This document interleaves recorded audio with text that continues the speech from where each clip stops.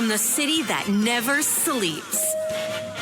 17 miles from Madison Square Garden, New York City. It's America at Night with Rich Valdez, America's favorite late-night talk program, featuring interesting guests from around the world and calls from across America. And now, here is your host, Rich Valdez. Hi there, good evening, and what's up, America? I am Rich Valdez, Valdez with an S, your liberty-loving Latino amigo, and it's my pleasure to be with you this evening. Our phone number, 833-482-5337, 833, the number 4, my last name, Valdez. And you can get me on all of the social media at Rich Valdez with an S, wherever you want to chime in and say something. Now, I want to get into some breaking news. This happened just a little while ago. The United States House of Representatives, to my surprise, honestly, I wasn't sure how well this was going to go, but it went pretty well, has passed the debt ceiling bill by an overwhelming majority. Even among Republicans, the final vote is 314 to 117. There were 71 Republicans who did vote against the bill, which is pretty significant, right? 71 of them. And we got a clip of audio on that. Listen to this. Yeas are 314, the nays are 117. The bill is passed. Now that the debt ceiling bill has cleared the House, it's going to go to the Senate, where Republicans like Mike Lee and Rand Paul are going to keep it from passing in its current form, right? This is where this last bit of negotiation is going to happen. But some suspect that just like in the House, enough senators from both parties will pass the bill, and then it'll go right to Biden to sign it. So we're going to see what happens there, but that's likely what's going to happen. Now, Roll Call is reporting that the Republicans that voted against the bill are, Representatives Alford, Biggs, Bishop, Bost, Brecheen, Buchanan, Buck, Burchett. Is that Burkett? I'm not sure. Burleson, Kamek, Carter from Texas, Klein, Cloud, Clyde, Collins, Crane, Desjarlais, Donalds, Fallon, Finstad, Fishbach, Fry, Volker, Gates, Tony Gonzalez, Good from Virginia, Gooden from Texas, Gosar, Griffith, Guest, Hageman, Harris, Harshberger, Hearn, Higgins, Hunt, Jackson, LaHood, Lesko, Luna from Miami. I'm actually just outside of Miami. Luttrell, Mace, Mann, Mast, McCormick, Miller from Illinois, Mills, Mooney, Moore from Alabama, Moran, Norman, Ogles, Palmer, Perry, Posey, Rose, Rosendale, Roy, Santos, that's Santos as in George Santos, voted against the debt ceiling bill. I haven't seen him in a while.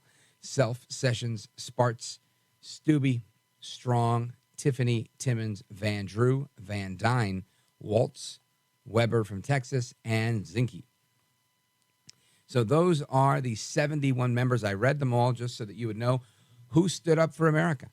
Now, I don't mean, I'm not that guy, right? And I try to be clear about that. I don't hate the other ones that voted for this bill.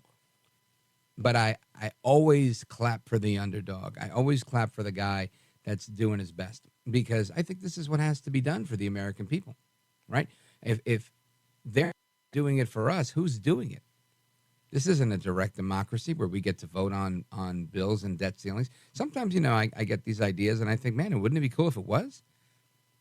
But it's not. And not that I want it to be. I respect what the founders created. I think our system of representative democracy in a constitutional republic is an excellent system.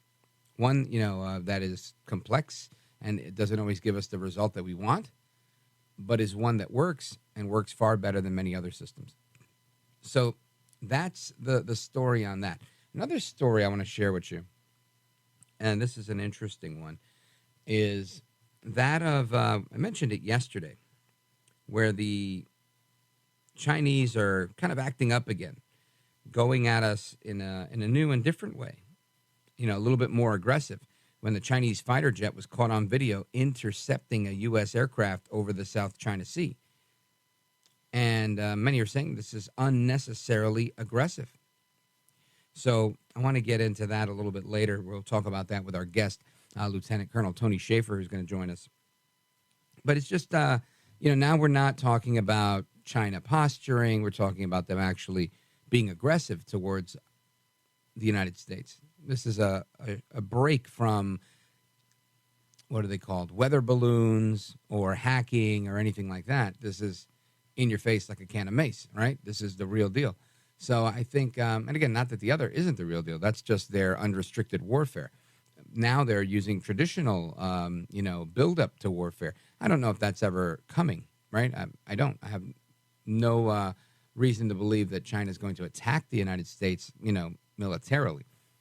And I don't think they need to, because they've got us so well, right? With guys like Biden doing so much of their dirty work for them, whether wittingly or unwittingly. And that's me being fair and generous to Biden, Joe El Baboso Biden, as he's known here on this program. But it's a shame. It's a shame, and I never want to let that escape us. Now, there's also a story that has come out on the settlement of vaccine mandates, that case, and the involvement with the teachers union. I'm going to just put that out there for now because I want to get to that a little bit later on. I think that's a very important topic. So we're going to talk about China a lot tonight because I think China's on the move very aggressively, and we have to get to that. We also have to have discussions on everything that, in my opinion, matters. There's a lot to discuss. Excuse me, I'm slightly distracted because I'm trying to keep an eye on the breaking news here. But, it makes a lot of sense to me why so many people are deciding to leave places that don't work well, right? And they just happen to be, in many situations, blue states. And so many red states are bearing the brunt of all of this exodus from these blue states. You got people that are pouring in to Tennessee, pouring into Texas, pouring into Florida, pouring into Idaho. I know a woman who left California for Idaho. She sends me messages quite often. Really nice woman who was a listener to the show. And now she's got a big ranch, her and her husband. She's always inviting me. She's like, yeah, bring your kids. It's great over here. And, they're just living it up, very rustic on this beautiful ranch. And, again, because California is a beautiful place, but they just couldn't deal with Gavin Newsom and his restrictive policies.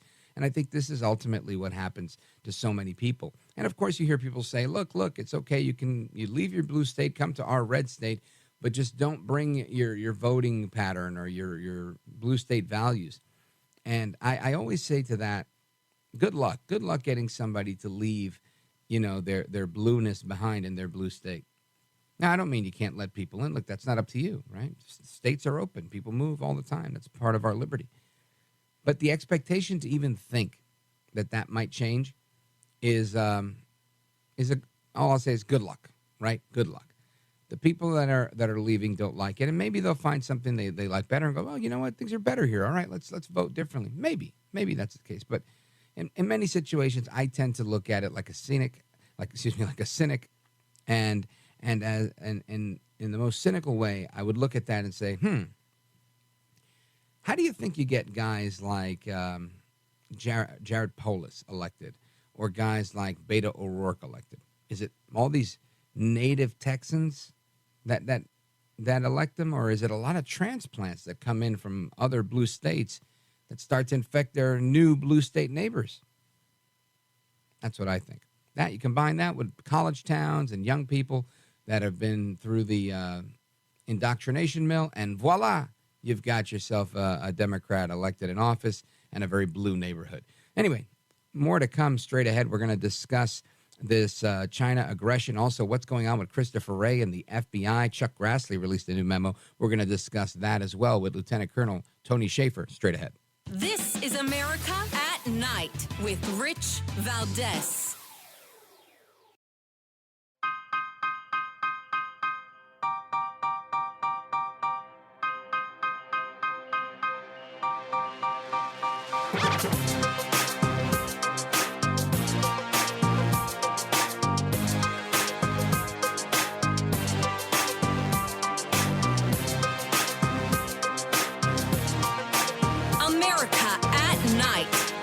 with Rich Valdez.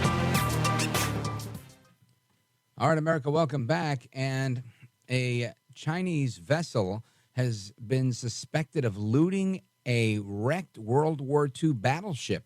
This was detained by Malaysia in the South China Sea. Interesting, right? So this large Chinese registered barge was detained by Malaysian authorities after it was found carrying massive piles of steel and ship parts, as well as old artillery shells, believed to have been looted from a pair of British battleships that they were wrecked during World War II.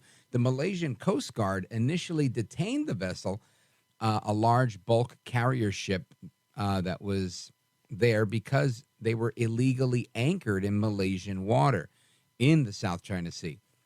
Since then, they've opened an investigation with police, and after the artifacts and materials were found on board, they said, voila, you guys are, looting over here. It's suspected the metal was stripped from the nearby wrecks of the Repulse and the HMS Prince of Wales, two ships that sunk by Japanese torpedoes back in 1941, just days after the attack on Pearl Harbor. So these attacks killed 842 soldiers, and the shipwrecks have since been designated as war graves. Now, why am I talking about sunken battleships? Well, mainly because China was looting the ship, and China is always up to no good, right? I mean, this is really, in my opinion, one of the crazy things that happens on a regular basis is whatever China's doing. They're always doing something that they shouldn't be doing. Anyway, I saw this story, and it's a Chinese fighter jet was caught on video intercepting a U.S. aircraft over the South China Sea. And the report is that it was unnecessarily aggressive. So I said, I can't always believe everything I hear. I got to always bring in my interpreters, right? I bring in a team of experts here and to find out what the bottom line here is. Then we also hear about this woman, Tara Reid, and her involvement in accusing Joe Biden of sexual assault and whatnot. And today or yesterday, she announces, you know what? I don't feel safe in America. I'm defecting to Russia, of all places. So I want to get to the bottom of that maybe in the next segment. But right now, I want to bring in Lieutenant Colonel Tony Shaffer, president of the London Policy Foundation, as well as the 2020 National Security Advisor for Trump's campaign. Colonel, welcome, sir. Hey, it's always great to join you, Rich. Thanks for having me. You bet. So a lot going on in the world of international affairs, and I said, I got to call my favorite spy and find out what's going on here. Let's talk about this fighter jet. To me, this is China taunting us, or are they just really, really badass, and that's how they roll? What say you? This has been going on since I was an active operative. I actually got called into the Pentagon in 2000. And there was, at the time, a top secret encounter where a Chinese jet had basically buzzed one of our electronic surveillance aircraft. The guy flew literally just outside the window and put up some sort of paper, like a web address. And this is 23 years ago. And that same guy, about 2 weeks later, then did the same thing and touched the wing of the plane. He went in. As we recall, this incident, the P-3 was able to survive, but had to put down and was captured by the Chinese for several weeks. So this is just more of the same. 23 years on now, so it is aggressive. I think it wasn't as aggressive, obviously, as that incident where the MiG-29 or the MiG fighter that they had touched the wing of our aircraft and crashed, but. Clearly, I saw the video of what you're talking about, and it was aggressive. These guys were flown right in front of the aircraft in international airspace, and it was meant to send a message. So, it is aggressive. Yeah. Now, I just want to make note here that this was a J-16 fighter pilot flying one of the People's Republic of China's airplanes, jet, and intercepting a U.S. Air Force RC-135 aircraft. So it wasn't like it was a drone or, by accident, it was a spy balloon. No. This is a fighter plane. Yeah, and again, it wasn't a 135. It was a P-3 variant, a prop airplane that this incident I mentioned happened 23 years ago, but it did. No, I'm talking about the one that happened today. Yeah. No, I'm saying, yeah. Right, back then. Yeah, the 135 is a much more sophisticated platform. It's a modified Boeing 707. It's a jet. So yeah, and this is one of our most sophisticated, well-used surveillance aircraft. And again, Rich, it was an international airspace. So this was clearly a provocation, and they knew we'd be talking about it, and we should be talking about it because this was meant to send the message. Right, and I find it interesting. Nobody's pretending or lying on our side, at least from what I can tell. This RC-135, this is a spy plane, right? It's labeled a spy plane in the news. Nobody's making any bones about it. But when China's spying on us, and not outside of our airspace, but right inside of our airspace with their balloon, their weather balloon, their whatever balloon, there's all sorts of stories. No, it isn't. It's not ours. It's this. It's that. And then, of course, they shoot down a bunch of other balloons that may not have been anybody's balloons, just to save face. Yeah. At least that's how it seemed to me. Why is this the case? Why do they? Is it just necessary for them to lie? Why can't they say, "Oh my gosh, that was something we used for surveillance. We didn't mean for it to go over there. My bad." I basically would term it as woke foreign policy, and this is what it is. Basically, it's to apologize and pretend somehow that being nice to someone who has stated that they are your adversary, they're going to challenge you, somehow being nice to them and pretending that it's not happening is the policy. I've done a number of interviews over the past month, Rich, which focuses on the fact that the Chinese have stated in their military doctrine, military teachings, actually bragged over the weekend about taking out a facsimile of the USS George Washington, I believe it was, saying that they now have hypersonic weapons that can take out our carriers. These are all things which they very clearly have stated that they are going to dominate the Pacific. The policy of this administration, the Biden administration, is to be completely passive. And frankly, they've put people who are politically motivated and loyal, that is to say, they are progressive politicians first and technical and strategic experts second. And that's why you have serial failures like Afghanistan, like the issues relating to Ukraine. That's why you see every foreign policy in place is failing, because they have people who just don't understand how to deal with aggression. And so that's what you see on display here with the Chinese. And Joe Biden actually said a few days ago, I think it was last week in the G7, that he felt there was going to be, quote unquote, a thaw. There's going to be no thaw between the Chinese and the United States. And Biden knows it. But again, they pretend otherwise, and things like this happen right on the tail of when Biden said, "Oh, everything's going to thaw." Well, it's not going to thaw. As a matter of fact, I think we're going into a very deep freeze where it's going to become more and more apparent the Chinese will intend to use military force within the next 5 years to take Taiwan if they can't figure out a way to get it otherwise. But I do believe that's where everything is going right now. All right, folks, we're on with Lieutenant Colonel Tony Shaffer from the London Policy Institute, and he's sticking with us for another segment. We're going to continue our discussion. I want to talk about somebody that's starting to look like a spy to me, somebody who's saying they're defecting to Russia. What's going on here with Tara Reid and Biden and all that stuff? Anyway, she was on Sputnik News, and we're going to get to the bottom of it straight ahead. Give me a call, 833-482-5337. It's Tony Shaffer and Rich Valdez, and we're coming right back.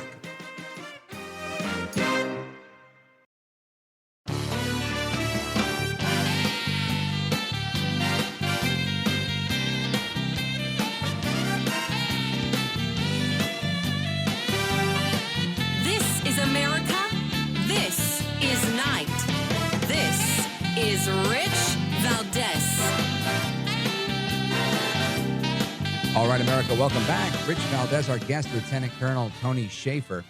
You guys know Tony Shaffer was the national security advisor to President Trump's 2020 campaign.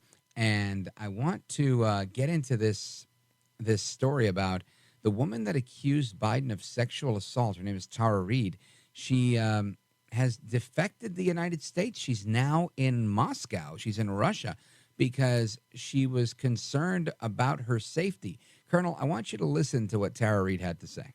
I only know that when I got off the plane in Moscow, for the first time in a very long time, I felt safe, and I felt heard, and I felt respected.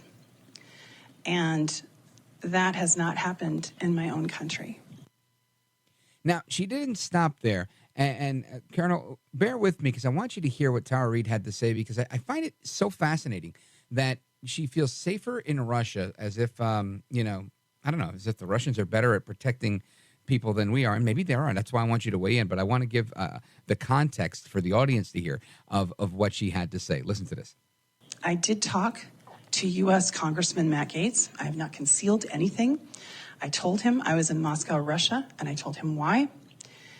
And he said something very stunning. I am considered a whistleblower, as you know, in the United States. One of the cases I will be testifying is about how the DOJ and the FBI has weaponized by the Biden administration against its own citizens.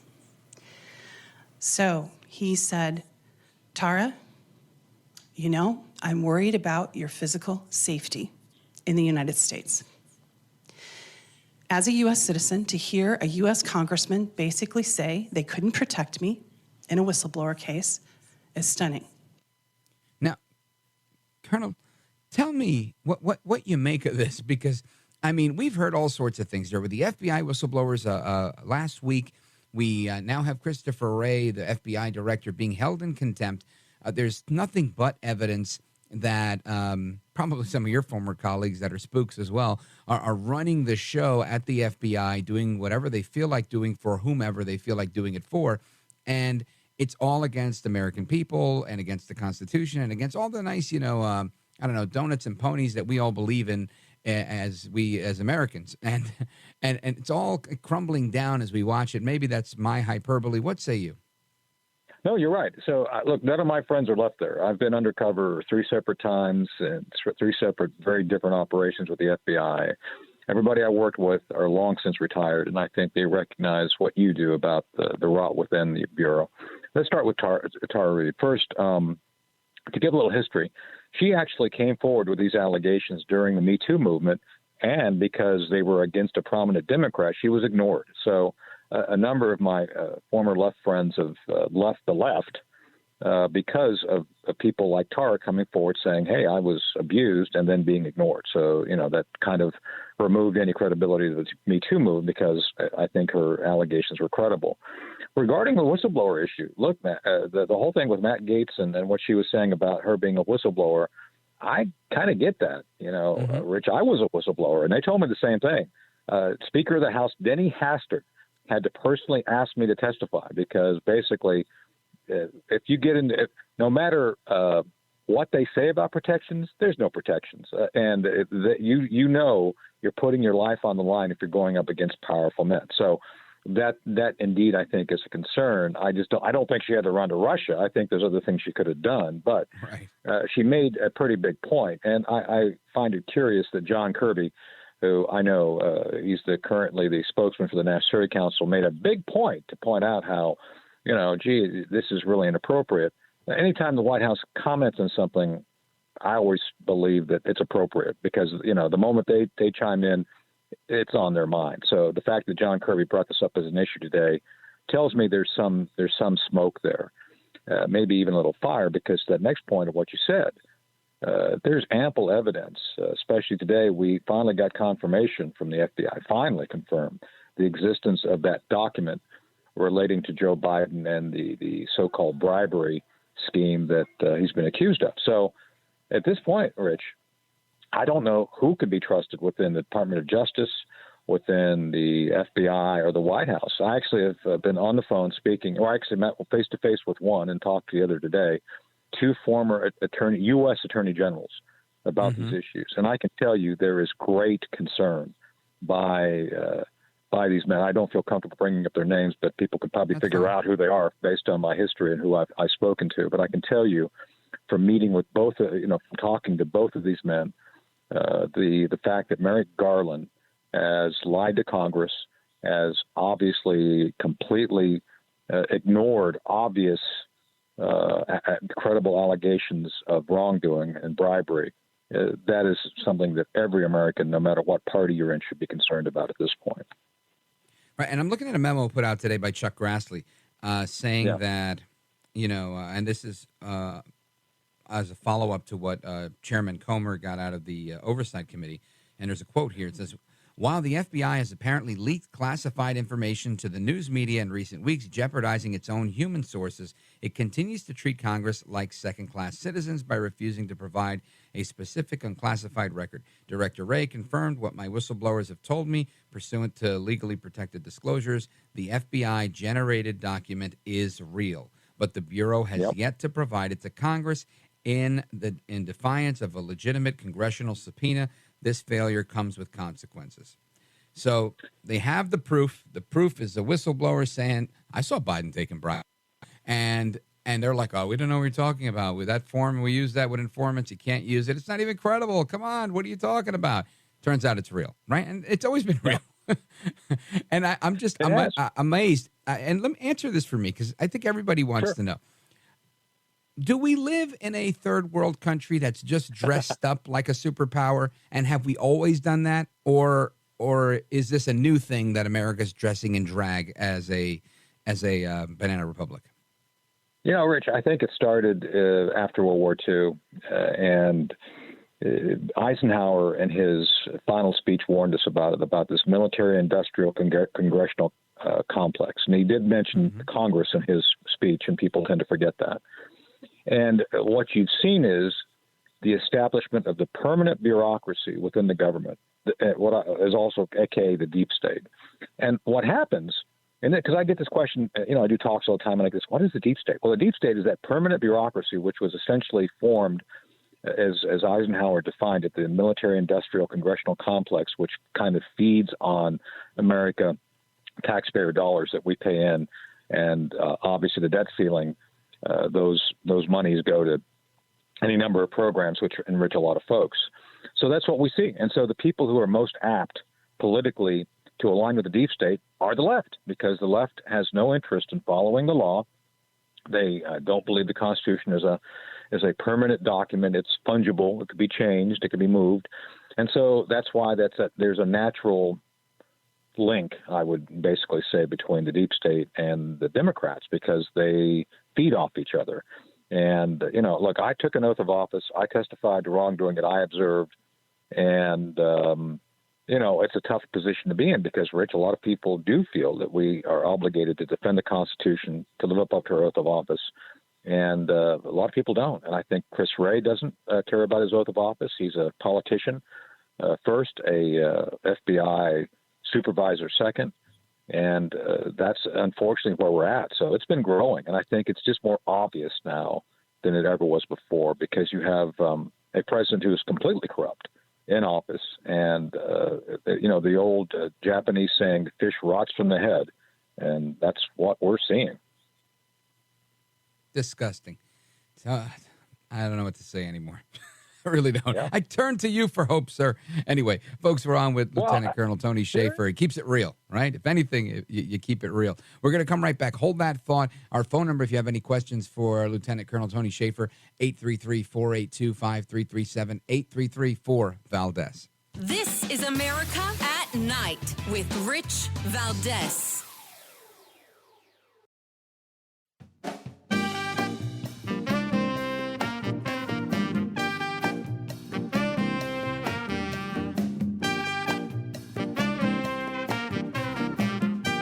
This is America at Night with Rich Valdez. All right, welcome back. Our guest is Lieutenant Colonel Tony Shaffer, president of Project Sentinel and the London Center for Policy Research. I want to apologize. I've called it the London Everything tonight, but it's the London Center for Policy Research. Colonel, we have a question for you from one of our listeners, Doc. He's in Wilmington, Delaware. He's Joe Biden's neighbor, Doc, on WDEL. Go right ahead. You're on with Tony Shaffer and Rich Valdez. Let me give my background first, Colonel Shaffer. I admire the heck out of your work. You're a patriot. You served our country. I'm proud of you. I'm of Ukrainian heritage. I have an intelligence background, not myself, but my family.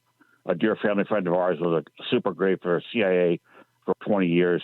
My mom during World War II was a spook for OSS. After the war, U.S. Army CIC. That's my background. Okay. Is there an intelligence angle to this case at all, Colonel Shaffer, a la the Snowden case?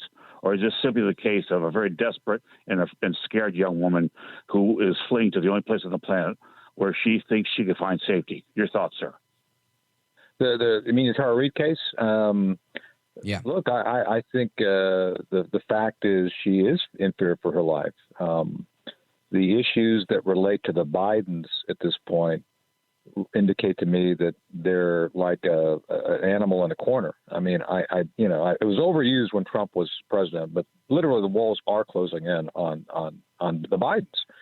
And Tara Reade has key information, credible information, about how then Senator Biden literally put his hands up her skirt. I think that's assault in anybody's book. And again, as I mentioned, she was ignored by the Me Too movement. The media during the time that she was trying to get this out during the election was ignored. And yeah, at this point, I have no doubt she's gone to Congress and spoken to members. She mentioned Matt Gaetz by name. But the Congress is limited in what they can do. I mean, they don't have the resources of the executive branch available to them. And look, Matt Taibbi just had the IRS visit his house, even though the IRS owes him money. I think if you take that as a clue, I think she had reason to flee. And Putin, I hate to say that. I mean, Putin's a thug. I am no fan of Putin. With that said, Putin's going to use her presence there for tons of propaganda value against the United States. So, it is what it is. And it's a sad day when a citizen has to flee to our sworn enemy to seek refuge. That's a very bad sign. Thank you, Doc. Now, Colonel, what's the possibility, if you're able to speculate at all, on whether this whole thing is fake, phony, fraud, she's a Russian spy just trying to tear stuff up? Who's that? Tara Reade. Oh, no, she's not a Russian spy. I'm sure that she was a staffer who worked for Biden. Nobody's ever denied that. Her story's been very credible. I think at this point, she will be used for propaganda purposes like Anna Chapman and the other Russian spies. And a little note, we can probably talk about this someday. I was actually targeted back in my former think tank by the Anna Chapman spy network. And the FBI actually came and gave me a briefing, a briefing talking about that fact. So anyway, but yes, I think I don't think she's a spy, but I do believe that the Russians are going to gain a lot of propaganda traction out of her essentially defecting to the Russians. Now, I think that question comes from some of the appearances and interviews that she's given, including one with Maria Butina, who had infiltrated the NRA. And I'm just thinking, I would bring her on my show, but that's kind of what I do. If I didn't do this, I don't know that I'd be hanging out with Maria Butina because people would think I'm a spy. That's, you know what I mean? Look, I get accused all the time of being pro-Russian. It's like, no, my job is to call balls and strikes. I'm going to give people my assessment. And if I go through and I look at the numbers, I talk to sources, and I come up with a conclusion that is not in line with Joe Biden's policy, I'm going to say it. And it makes me very unpopular with the administration, as you know. But I think, to be true to my oath of office as an intelligence officer and now as a professional who runs think tanks, I think it's my obligation to tell the truth as best I understand it. And this is a difficult position. The truth is always the first casualty in Washington and in war. So, again, if I were you and you could get Tara Reade on, I'd get her on. And I think she'd have a lot to offer, kind of why she feels the way she does. And heck, she could tell you about some of the members of Congress she met with, which is legitimate. But I'm just telling you, Rich, right now, I don't think I would have not recommended she defect to the Russians, just saying, if I remember Congress. Mm-hmm. But I do understand that there are issues with safety at this point as more and more evidence of wrongdoing regarding the Bidens comes to light. And I'm sure she has a big chunk of it. All right, folks, stick around. We're going to wrap up with Lieutenant Colonel Tony Shaffer straight ahead. Our phone number is 833-482-5337, 833-4-VALDEZ. This is America at Night with Rich Valdez.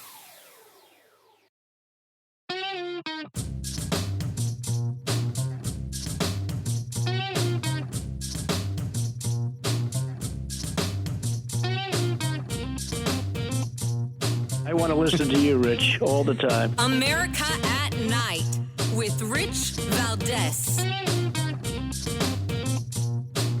Well, today was the deadline. He was given 3 weeks to produce a document and go into detail on what exactly they did to investigate the validity of the document. But thus far, he won't even admit that they have the document, Sean. He's given us the runaround for 3 weeks. He's just stalling. He said there's good faith effort. They haven't produced anything. They haven't even admitted they have a document. So we don't have confidence in Director Wray. We're already in the process of drafting legislation to hold an oversight committee markup next week to hold FBI Director Wray in contempt of Congress. So there we go. We've talked about the FBI and their involvement. We've talked about Tara Reade. Now you've got Comer saying he's got the document. Grassley's put out a statement on this document. And now Russia, this is a new interesting plot twist in this entire world here. They're issuing a warrant for the arrest of Senator Lindsey Graham. This is just very interesting to me. Lieutenant Colonel Tony Shaffer, what is going on here? Well, they're not going to arrest Lindsey as much as I think some people in South Carolina would like that and enjoy that. So I wouldn't get their hopes up. I think it's all symbolic. But, yeah, Lindsey met just a few days ago with Zelensky and made some comments about how our dollars have never been better spent killing Russians. And that's basically the summary of what he said. So, the Russians are upset. And Lindsey is a neocon. And Lindsey has never met a war he didn't like. And I'm one of those who believes if you're going to fight a war, you better fight it to win. And the Biden administration is not fighting to win.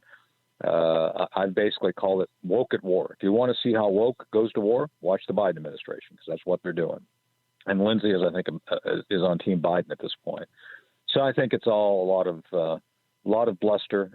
Lindsey is, by the way, he's now a general in the Air Force Reserve. He's a very senior Air Force lawyer. That's an interesting, kind of skill as it goes. So, I just don't see anything coming out of it. But, Lindsey was over meeting in Ukraine, and the Ukrainians have, by all accounts, not been doing as well as the media's been telling us. So I think I guess he went over to kind of rally the troops. Yeah, understood.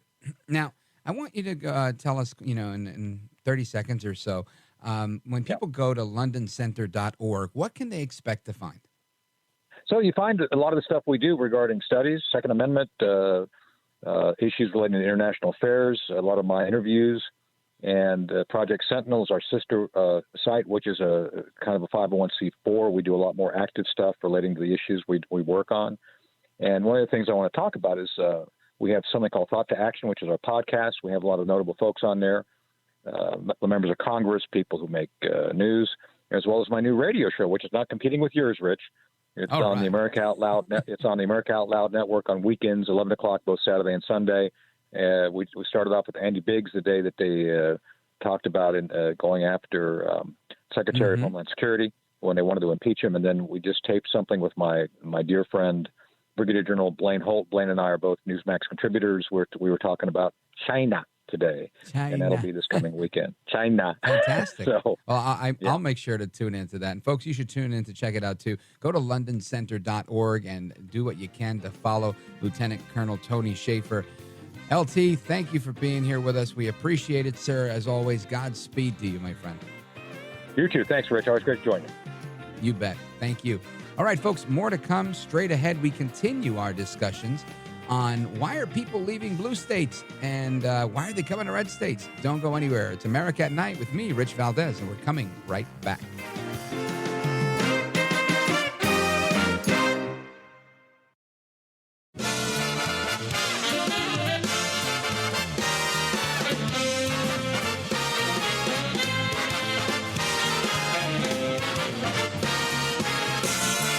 Live from the city that never sleeps. 17 miles from Madison Square Garden, New York City. It's America at Night with Rich Valdez, America's favorite late night talk program, featuring interesting guests from around the world and calls from across America. And now, here is your host, Rich Valdez. Hi there, good evening, and what's up, America? I am Rich Valdez. Welcome back. It's hour number 2 of the program, and our telephone number is 833-482-5337, 833-4-VALDEZ. And, of course, if you want to chime in online, you're always welcome to do that on social media. I'm at Rich Valdez with an S. The House has passed the debt ceiling bill. It was a tight. We have the numbers. Can we play those again so that everybody can hear them? It was not tight. Excuse me. It was actually an overwhelming majority that voted for the bill. Check this out. Yeas are 314. The nays are 117. The bill is passed. So there you have that. We'll see how that continues to play out. But apparently it's going to be COVID, right? There's going to be more COVID spending, despite COVID not being around anymore and the declaration from the Biden administration that it's over. There's no more COVID. There's definitely going to be COVID and pandemic level spending through 2025 per the deal that we have. Speaking of that, there's a story that I was looking at on insider.com. Headline, we left California for Texas to escape sky-high prices and COVID restrictions. We love the slower pace of Southern life, and we will never go back. That's one of the stories I was looking at. Another one here is America's mass migration intensifies as left-UGs, that's right, left-UGs, flee blue states and counties for red states and red counties. And I thought, man, that is some funny stuff because I'd never heard this term, a left-UG. But we have a guest that's going to help us make sense of what's going on with the left-UGs and all of the exodus coming out of the blue states and coming into the red states. Chuck DeVore is the Chief National Initiatives Officer at the Texas Policy Foundation, and he's a former California State Assemblyman who now lives in Texas. He made the move himself. Chuck DeVore, welcome. Hey, great to be with you. So let's dig into this. What is, what did it for you? You got tired of California politics and said, hey, let me, head over to Texas? Well, there was a few things in my case. The first thing, of course, I was termed out of office. I ran for the U.S. Senate back in 2010 and didn't make it through the primary. Carly Fiorina beat me. I was an aerospace executive, and so many of the aerospace companies left California because of the high labor costs, the high land costs, the regulation, compliance costs, all right, electricity, all of these things were more expensive. And as the Cold War wound down, they needed to save and conserve on their bottom line. So they left the state. That was a big factor. And then my in-laws, both of them began to suffer from dementia. And in California, the cost of housing was so sky high, we wanted to take care of them in our own home. And that was very difficult in California with the small house we had. So we moved out to Texas, and we were able to buy a bigger home. My father-in-law, who's a World War II vet, still lives with us. He's 98 years old, in hospice now, though, in our house. And that was another big factor. And then, of course, I had a great job offer from the Texas Public Policy Foundation. And, what's not to love about the nation's largest state-based conservative think tank? And I've been there for the last 12 years. Outstanding. Now, do you think most people have made a move similar to yours because jobs and companies I know the Daily Wire was out in California. They moved to Tennessee. And I know that there's a lot of companies that are, packing up shop and moving to Florida, to Texas, Tennessee, and Idaho. So do you think that's the case for most of the migration that we're seeing, or is there more to it? Well, I think it's a real intensely personal decision. There's been some very interesting polling out of California. Now, of course, I have to caution your listeners that I'm sure it's a little different in every state. But in California, they were asking questions like, how old are you? And are you liberal? Are you conservative? And what they found that for conservative Californians, and by the way, there's millions of them. It's a huge state, right? They're not a huge percentage of the population, but there's still a large number of them. For conservatives, some of the top reasons for leaving were things like the political climate. They were tired of walking on eggshells at their place of work and worried about being canceled if they were to speak their mind. Of course, the high taxes. California has the highest marginal income tax rate in the country at 13.3% for top income earners. That's a big deal. And of course, the cost of living. Everything costs more in California. The price of electricity, I just looked it up for last month, a couple months ago, actually, on a federal database. It's more than twice as expensive per kilowatt hour in California as it is in Texas. So these things add up, and people do the math. And of course, a lot of companies leave California and they move out of state, and some of their workers will follow them. So there's a whole bunch of reasons why people move. But one last thing, COVID restrictions really put the, what you call it, the leftist, put that into overdrive. Refugees, yes, okay. Leftist, yes, okay. So what you see is in states like California and New York, where they really went into overdrive on these COVID restrictions, what you see is that the outbound migration did a big jump up in those states, going to places like California and Florida, to Texas and to Florida, where the rules were less stringent and people could live their lives. And so that really seemed to put things into overdrive over the last 3 years. Do you think this continues, or do you think Gavin Newsom says, you know what, I'm going to put a stop to this by making this a better place to live, an easier place on regulation, keeping businesses here? Because after all, they've got a very large economy, and I'm guessing they want to keep it that way. Yeah, I didn't know I was going on a comedy hour here. No, I don't think he's going to. I don't think he can. If you look at what Gavin Newsom's doing right now, he is positioning to run for president because I don't think he believes that President Biden's going to completely serve out his term, or certainly won't truly run for re-election. So what Newsom is doing is he's running around bashing red states. He's bashing Texas. He's bashing Florida to, I think, divert attention from the catastrophe that is his own state, with the nation leading rate for homelessness, with the jobs leaving the state, and frankly, people just not happy with the way things are going in California. But it's a one-party state, and so it's not like he has any competition where he really has to try that hard. And the media, of course, is in the tank for him, trying to message. I think the people there know things aren't right. All you have to do is look around to see that things aren't going well in California. But, he's messaging and attacking, I think, to divert attention from his own failures. And Chuck DeVore, tell us how people can find out about the work you're doing. I mean, tell us a little bit about it, but then let us know as well how people can find you.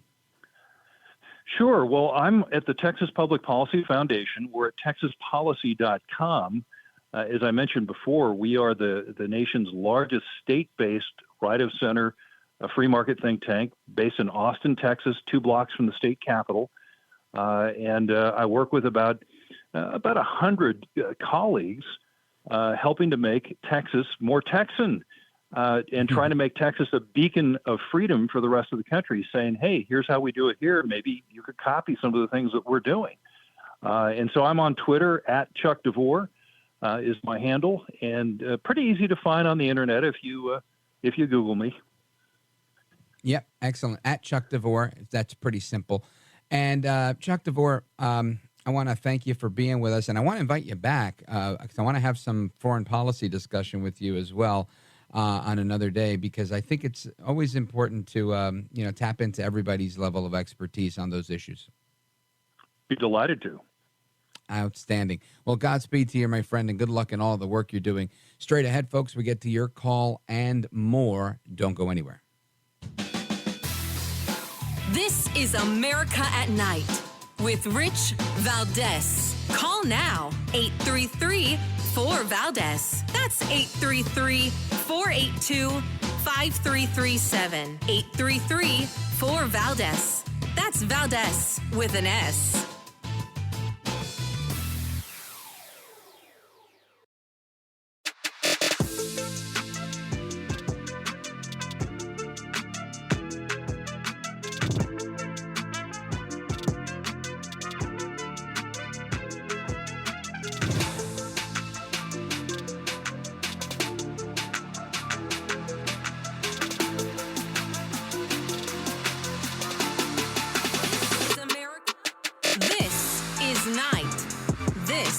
is Rich Valdez.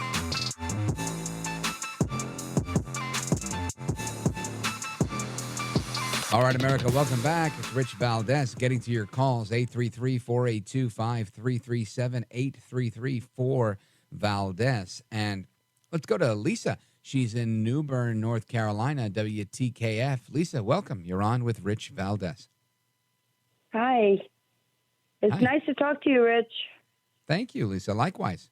What's on your mind tonight? Yeah, I've been listening to talk radio for, I don't know, a year and a half, and I listen to everyone during the day. Good. On and off, we're on at night, though. This is a whole different ballgame at night. I know. I do. I know. I can only catch you when I don't work in the morning. But yes, I just wanted to say thank you. Oh, I'm half Puerto Rican and Irish. Proud of it. Wepa! Top of the morning to you. Yeah. Yep. And I can't believe you still live in New York. I'm like, oh my God. You know, Lisa, let me tell you a quick story. My brother, Louis, he married a girl, Monahan. Her mom is off the boat from Ireland. She's, oh, Louis, I love you. Oh, Richie, I love you. She's so woman. She's such a lovely woman, Rose Monahan. God bless her. And so we have his family, his wife, and they had children. My nieces and nephew. They're all just like you, Puerto Rican, Italian, Americans. Isn't that interesting? Sorry, no, Irish. My mother. That's my other brother. He married the Italian girl. All Irish. Yeah. Yeah, Well, I'm anyway. pro-Italian too. But I'm pro everything, But yeah, I'm so thrilled. We have Latino, and I like Chris Salcedo. Oh, Chris Salcedo. Yeah, we've had him on the show. God, He's an excellent guy. My brother, my liberty-loving Latino brother.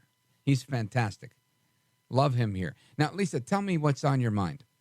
Oh, yeah, so I'm in North Carolina. I've been here. I'm from Rockland County, New York. Graduated there. Everything. Lived in Jersey for 10 years. My brother's still there. And it's so funny when you say 17 miles from Meadowlands. My brother is 15 miles from Meadowlands. Well, I'm 17 miles from Madison Square Garden. I'm actually in my home in Jersey. I live in Jersey, and we broadcast out of New York. But the Meadowlands is super close, probably like 2.5 miles from where I live. Oh, goodness. Anyway, yeah. I have family all over. But now, you have a comment about Republicans. Well, yeah. I think that we need to stick together more. Mm-hmm. All this infighting. Specifically how? What's your thought on that? Well, I'm a Trumper. I don't know if you know that, but I'm a Trumper. Okay. My 10-year-old grandson is a Trumper. And why do you think Republicans don't stick together, and why should they? I don't know. But all I know is, Trump is up, and I love Trump, but like I've been hearing on my talk radio, other guys before you, it's true. Trump needs to tone down a little bit. Tone down. He can't help himself. He's a New Yorker. Businessman. Yeah. Well, and that's very true, I think, in many ways. I mean, I think Trump can help himself. He just doesn't care to. That's part of who he is. But that's not the issue, right? I think for me, when people say, the Republicans got to stick together like the Democrats, it always kind of bothers me a little bit when I hear that and I'll tell you why. Because that's exactly what Mao and Stalin and Castro, this is what they wanted. They wanted a political party that worked as a one-party system where everybody believed what one person believed, and that's that. And I love the idea that in the Republican Party you can have a Trump, you can have a Ted Cruz, you can have whoever you want, right? There's a lot of people out there saying different things, even though we all have similar and common beliefs, and that's what makes us this big tent party with different ideas. And as a free market person, I believe that the best idea is always going to win. And everybody should have a chance to sell their idea so that people could say, you know what, I like your plan. Like Trump did, right? He sold his idea of building a wall and securing the border. And that sold with the American people, and it got him elected. I mean, of course, there was the detriment of Hillary Clinton and Comey and all of that craziness. But it didn't take away from the issues. And I think Trump was solid on those issues. So to me, it's one of those things that it's like, hey, it is what it is. And that's the beauty of it. The Democrats stick together because they use this collectivist groupthink idea where this is how we do it, right? This is what they do. They move as a block. They think as a block. There is no debate because they use that fear of being crushed or canceled as a way. In the Republican Party, you see people all the time. Like yesterday, there were people going at McCarthy. I was saying I wasn't incredibly pleased. Today I'll say I don't want to say I'm disappointed because I guess there's something good there, but I am disappointed in so much as I think he might have been able to go for more. And again, I'm cautious to ever really go too far in my commentary without the facts, right? And I don't know. We haven't had McCarthy on. I had a chance to ask him these questions.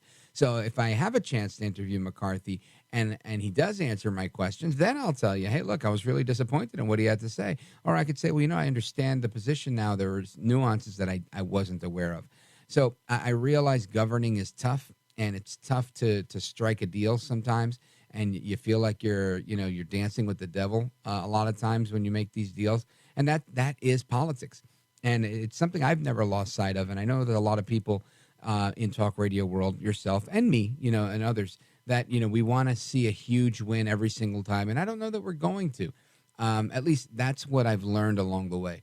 As much as, I want to see a win, I expected more from Trump, right, from the Trump administration. But lo and behold, they were spying on him. They were trying to stop him at every angle. We find out more and more of how they were trying to sabotage him every single day. So then I reassess and I say, you know what? I think he did a lot. He did a whole lot because he had all of these obstacles. And look at the amount that he was able to get done with all of those obstacles. Imagine if he had a team that was, helping to run the interference so he could run the ball. That would be amazing. So I get your frustration, and I get it. I never want to be like the collectivist left. I never want to be like the groupthink Democrats, because I think ultimately that's not what America's all about, Lisa. They're destroying our country. Yeah, that's the truth. They are destroying our country. And this is why I think we need to stick together and have the better ideas that make the country better. And listen, it's easy for me to say, right? It's platitudes. What's hard to do is to make it happen. Anyway, Lisa, I want to thank you for your call from New Bern, North Carolina. Always a pleasure to hear from folks on WTKF. Godspeed to you, sister. And straight ahead, we're going to continue our conversation, this late night national town hall forum that we have here. And we're going to have a conversation on, let's see here. What are we talking about? Hold it now. Live radio. And this thing froze on me. I love it when that happens. And nobody's volunteering to say anything in my ear. Here we go. We've got the national political correspondent from RealClearPolitics. She covers the White House. Her name is Susan Crabtree, and she's coming up next. We're going to talk about why people leave the government and then sign up to work with China and other issues where they get to lobby things. Don't go anywhere. That's an interesting discussion. Don't miss it. 833-4-VALDES, 833-482-5337.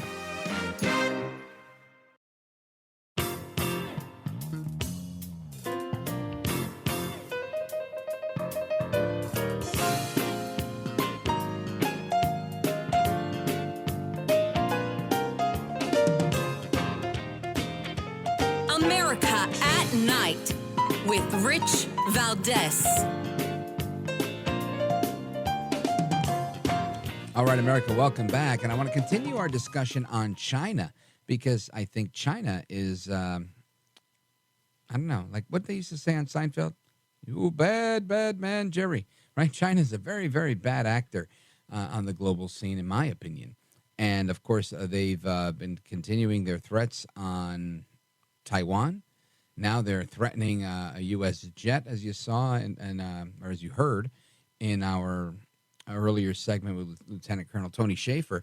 And now people that are criticizing China are ramping up their push to limit lobbying, which I think is a good idea.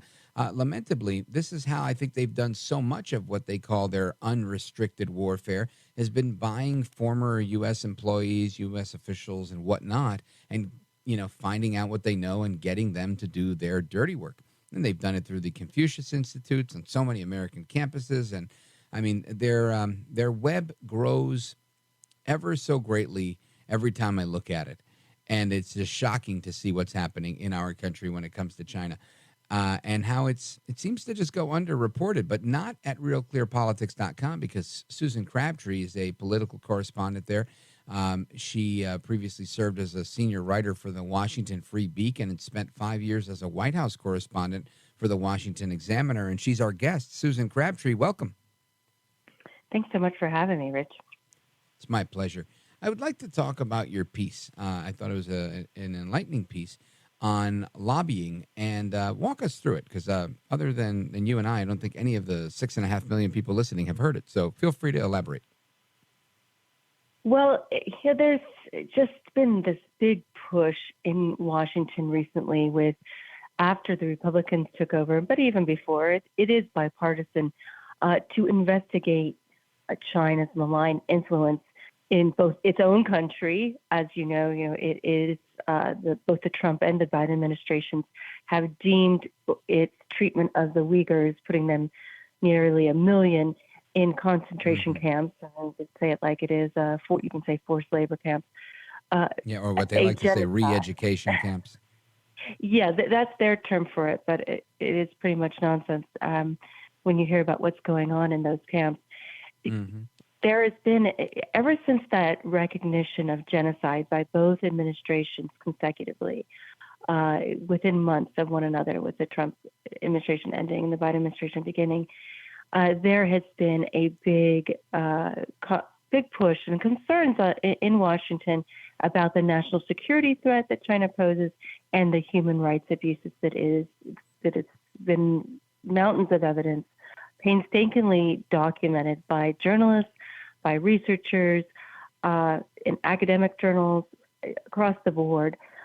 So now there's for the first time, I've seen a really huge unease with the lobbying that's been going on by Chinese companies. Many of them face heavy U.S. sanctions for being a national security threat and their human rights abuses. Now people are saying, maybe this shouldn't be happening. And there have been a number of bills on Capitol Hill over the past several years to restrict lobbying from our foreign adversaries, mainly China, but others as well, Russia and others. But they haven't gained any traction. But it seems like there is new momentum for this in Washington now. I did a piece, this piece in the last week, talking about how former Senator David Vitter, he lost his election in 2017, and what does he do? He goes directly through the revolving door onto K Street, not a very common practice, of course, but has a lucrative new career representing several, I would say, bad actors, foreign actors, and Hikvision is the Chinese company that he has the biggest lobbying contract for. His firm, Mercury Public Affairs, does. And that is, he has taken in his firm. We don't know what percentage he gets from that, but you can probably extrapolate that it's not chump change. $6.5 million since 2018, just to represent this one client, Hikvision, which is a camera and surveillance company, big firm in China, and we have sanctioned it many times over as a national security threat, and for it's the role that it played in helping track the Uyghur population, minority ethnic and religious population, and to actually monitor them when they're in these forced labor camps. So because of this, it has faced heavy sanctions, but it's still allowed to lobby in Washington. And these former members, there's no shame. They're just taking in this money, and they're also giving political donations to Capitol Hill, to members on Capitol Hill. And so I asked, I looked at how many political donations they have given, and one was to the Speaker McCarthy, Kevin McCarthy, and I called his office, and they said, you know what, we didn't know. We went and looked into it, and we didn't know how much Vitter was engaged in this type of foreign lobbying, but we don't like it, and we are giving these particular donations to charity. They haven't told me which charity yet, but that was, to me, a big development. It's a precedent setting. It is sort of because he's the speaker, And he has authorized these several select committees to investigate China. In just a few months he's been speaker, he has called China and the CCP the biggest global threat we're facing right now. So it was good to see that he actually decided to return the money, and he's not going to be taking this. I mean, it's a pass-through, but it's essentially partially Hikvision money that he doesn't want to take anymore, and that's progress. Maybe it's slow progress, but it's progress. Wow. Well, I mean, that's just a lot to take in, but lamentably happening every single day in Washington, right? Folks, we're on with Susan Crabtree. She's with RealClearPolitics, White House and national political correspondent there, and we're discussing the role that lobbying plays in advancing China's agenda. And as you just heard from one example of a former senator, and how they being China, working through lobbyists in Washington to get their work done on how they do what they do with their surveillance stuff. And it's a crazy topic. We're going to come back with Susan Crabtree to continue our conversation on China and their aggressive approach to lobbying here in the United States. This is America at Night with Rich Valdez.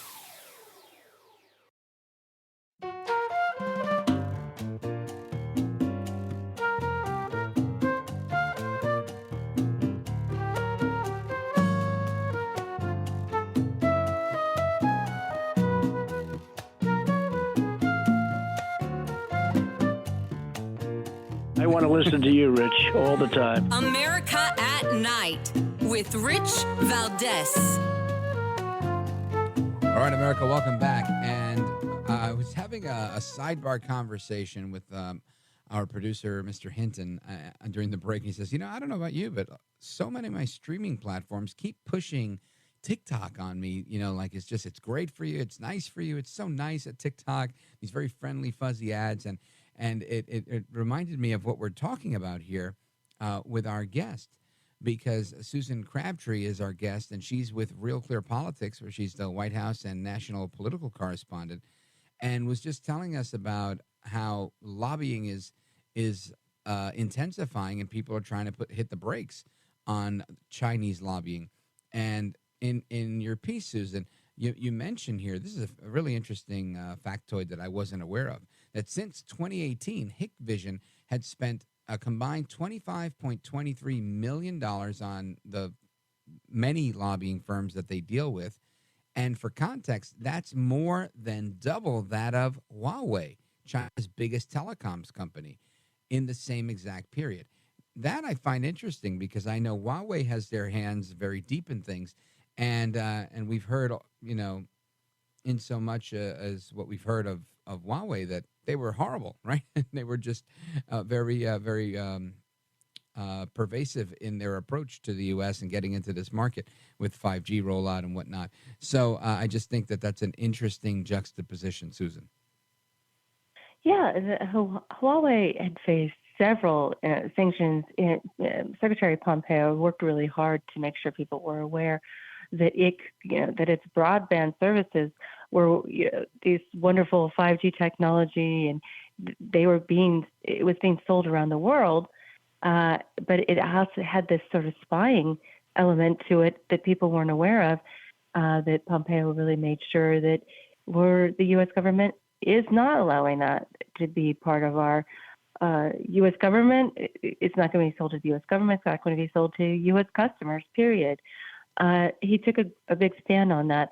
It's interesting that you bring up TikTok, because we can track the money.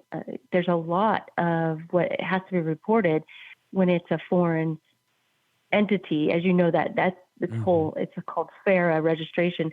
It's been a big deal since the Russiagate. It didn't seem, nobody seemed to care about it when I was reporting on it, 10, 20 years ago. And I would go into this little vault in Washington, D.C., and it was all these paper. It wasn't even online.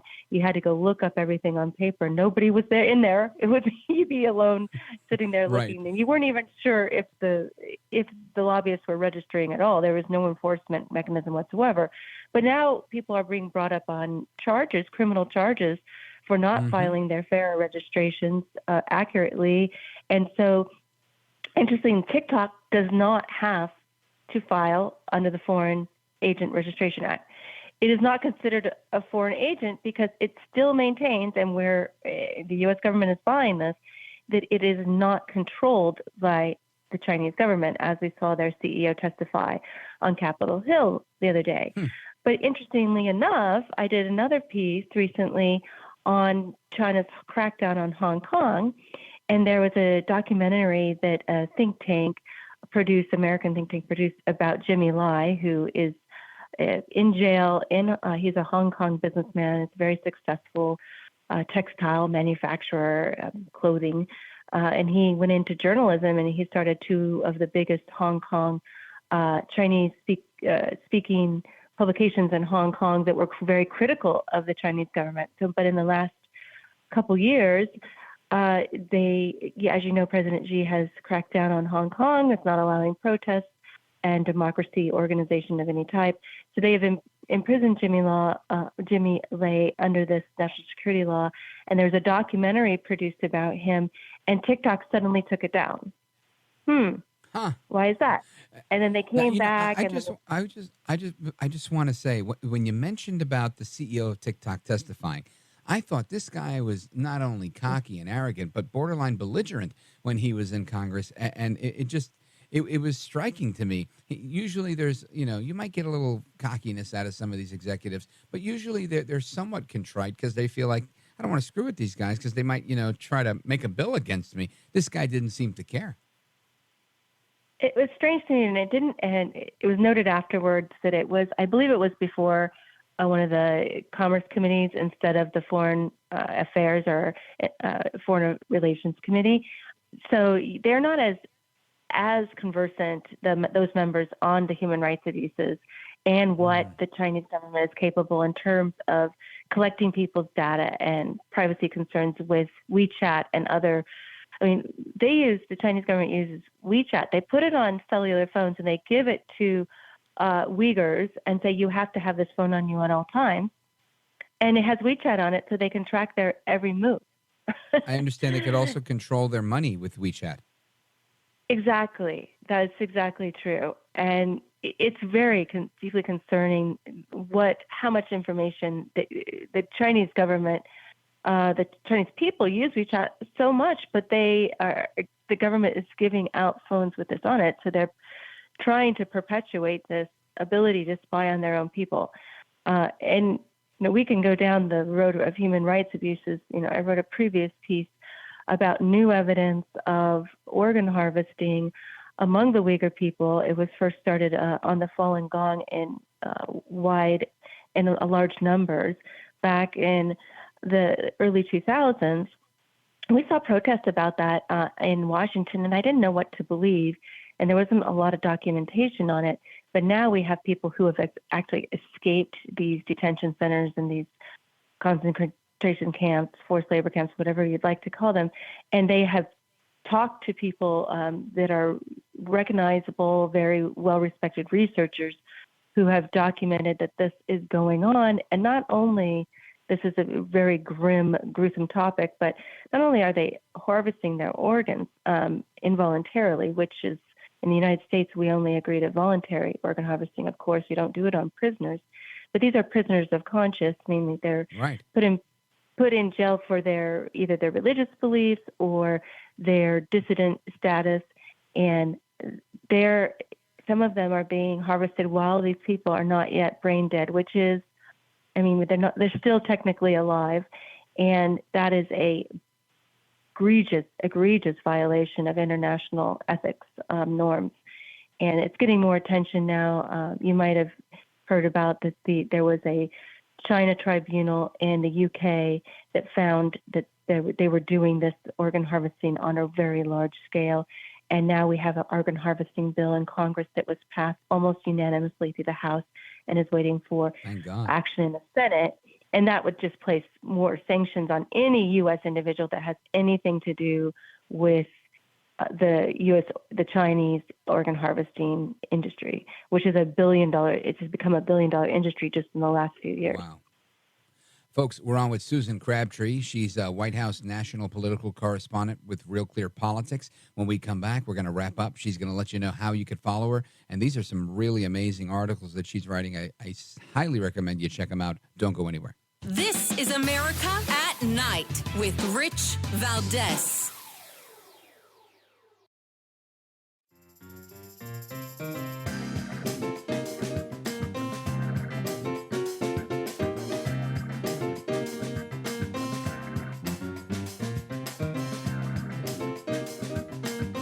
Call now 833-4-VALDEZ. That's 833-482-5337.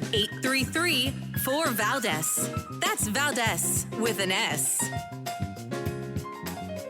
So the CCP, the Chinese Communist Party, they're after us in many ways, right? They're using their telecoms companies like Huawei to spy on us. They're using TikTok to do the same. At best, it's hardcore influence.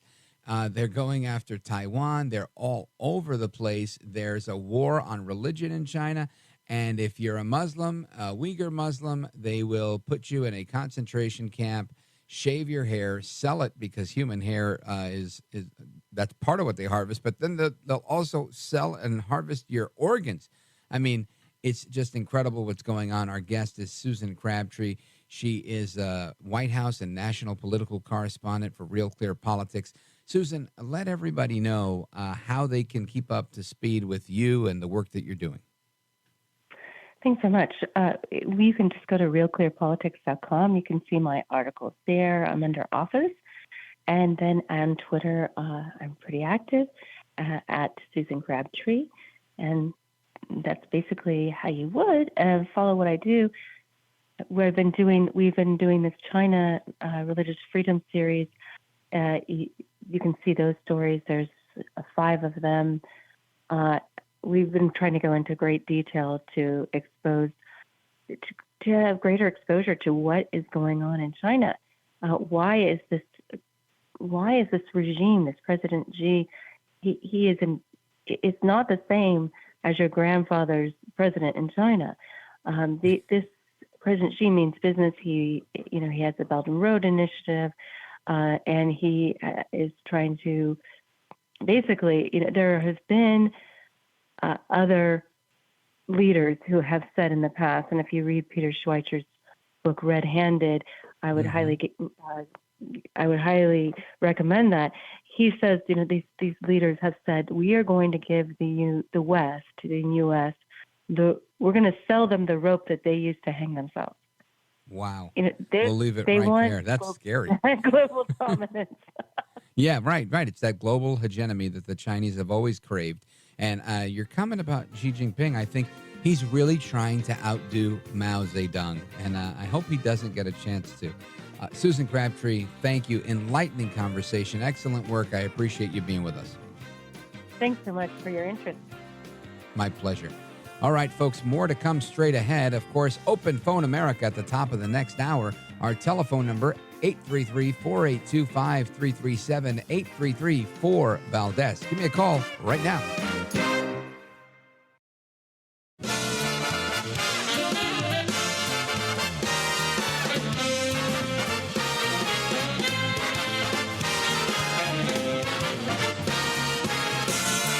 Live from the city that never sleeps. 17 miles from Madison Square Garden, New York City. It's America at Night with Rich Valdez, America's favorite late-night talk program, featuring interesting guests from around the world and calls from across America. And now, here is your host, Rich Valdez. Hi there, good evening, and what's up, America? I am Rich Valdez with an S, your liberty-loving Latino amigo, and I'm happy to be here with you guys tonight hosting this late-night National Town Hall Forum. Feel free to give us a call, 833-482-5337, 833-4-VALDEZ. We have calls that are coming in, I see, from the middle of the country, from outside of the country, all over the place, and it's always a pleasure to speak with everybody. There's a couple of stories that I want to get to tonight. I'm just going to give you a little bit of a tease, but the New York Times is taking some heat right now because the reviewer from the New York Times says that the Little Mermaid movie, the film, didn't have enough kink in it. So we'll get to that a little bit later. Also, the ATF, the Bureau of Alcohol, Tobacco, and Firearms, says that until recreational cannabis is federally legalized, pot users cannot own guns. That's a big deal. And then, speaking of drugs and alcohol and all sorts of other things here, North Korea's Kim Jong-un, they say, is a 308-pound insomniac in a vicious cycle of smoking and boozing. This is according to spies, and it's being reported by the New York Post. We'll get into that as well. Plus, this is just disheartening, but the eating disorder hotline has fired artificial intelligence after it's given harmful advice to humans. You know, they were calling for help, and I don't think they got help. They got really bad advice. So we'll get to that in a moment. But first, I want to get to your calls, because there's lots to discuss. Of course, the big headline tonight is that the House has reached an agreement on the debt ceiling. That was yesterday's news. Today, they voted on the bill, and it has passed. So that's that. We get to spend on COVID for another 2 years, right? Until 2025, we'll be spending these COVID levels of spending and all sorts of things. My friend who makes my coffee in the morning, owns the Cuban restaurant. I walked in there. He looked at me and goes, "What's going on here? Why are we giving money to China to investigate COVID?" He said, "COVID's over." I said, "Bro, when I told you about that a few months ago, you were like, no, there's no way this country's giving money to China to investigate COVID." Well, lo and behold, I think all that's happening here is more and more people that didn't like Trump because they bought into the Kool-Aid, the hate Trump Kool-Aid, that is, now are realizing, you know what? There are a lot of bad actors at work in our government. And it's becoming more and more evident every single day. Anyway, let us go to our buddy Gil in Manila, Philippines. Gil, welcome. Hola, Ricardo. Hola, Gil. How are you, sir? I am well. I'm fine. I have been well, thank God. Yeah, I've been practicing my Spanish, because I'm going to be heading in your direction. So right, you're going to Texas, and then you're going to New York. Make sure you call the studio, and we can coordinate when you're here. I wanna stop by, say hello, buy your beer. Okay. I like Tecate and Corona from Mexico. Very good. Yeah, that's good stuff. But anyhow, the reason I called is I heard on the news that your old boss, Chris Christie, is planning to announce his candidacy for the president. And I may become one of his supporters, because wasn't he the one who started the Krispy Kreme donuts? And if he's elected president, there'll be a state banquet every night. Let me tell you, if I had $1 for every time I heard a dig like that. Yeah, well, yes, it's true. I did work for former Governor Chris Christie, and I did hear that he's launching his political campaign. I do have to say, and this is gospel truth, I had invited the former governor on my program, and the folks in his office, I feel, didn't want to do it because of my then affiliation with my other former boss, the great one, Mark Levin. And there was some contention between the two of them. So I don't know what's going on, but I know I can't get them to return my calls anymore. I would love to have Chris Christie on for an interview and ask him some questions. I don't know why he's choosing now to launch his campaign. Personally, I think there was a time when you probably couldn't have stopped Chris Christie from getting elected. And I think ideally, like immediately following Hurricane Sandy in 2012. But as that didn't happen, and Mitt Romney went on to run against Obama and whatnot, that window of opportunity, in my opinion, closed. And I don't know where it goes from here. I can't imagine a path to victory with the candidates that are currently on deck, right? And takes nothing away from Christie's ability to be a very good debater, but it's just a different time, and there's a different record to run on, right? At that time, it was pre-Bridgegate. Now we're after Bridgegate, and although that was kind of settled by the Supreme Court and vacated or whatnot, I still think it's just a different time where I don't know how popular a Christie candidacy is going to be in the Republican Party, Gil. Well, I remember back in 2016, and I don't know if you saw this or not. I don't agree with his politics, but Robert Smigel, the one who does Triumph, the insult comic dog, no, I don't know it, but Christie. Go ahead. He spoofed Christie, and he also spoofed Senator Ted Cruz. And I'll just give you one line of Senator Ted Cruz, because Senator Cruz went head-to-head with Smigel. And, of course, Smigel is able to edit everything. But the one line that I really liked was Senator Ted Cruz said, "You don't like these Republicans. They were the ones who had you fixed and cut your nuts off." And Smigel replied, "Well, if it keeps you out of the White House, it's worth it." So he didn't like the line. Well, I thought that was I honestly, Gil, your humor is so high level that I never rise to the occasion. But we did have Senator Cruz on last night. And if anybody missed that, make sure you check it out. Go to richvaldezamericatnight.com. richvaldezamericatnight.com. You could hear the entire conversation. We discussed everything from his reaction to the debt ceiling news to everything else that's going on in the world. And Gil, what do you think? Do you think I'm right here in thinking that Christie doesn't have the momentum that he needs to get elected, or do you think he's got a secret weapon? Well, I know that he will never be picked to be the presidential candidate, because there's resentment between him and Donald Trump's son-in-law over the prosecution of the son-in-law's father when Christie was the U.S. attorney in New Jersey. Mm-hmm. So I don't think he'll ever be selected to be vice president. Where he goes, I don't know. You know, a lot of people, when they start to get up in years, they just take every opportunity they get, because as the sands run through the hourglass, those opportunities go away. But that's funny. One of our liners on this show is originally, I used to hear it. It said something like that: "Sands run through the hourglass, so goes Rich Valdez's hair." And I thought that was pretty funny. Gil, thank you, brother. I appreciate the call. Godspeed to you. Hope to see you soon. And the rest of everybody that's on hold, stick around. We're coming right back.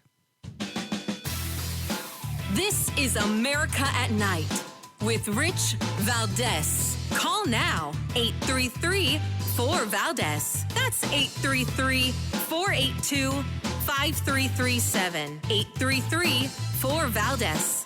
That's Valdez with an S.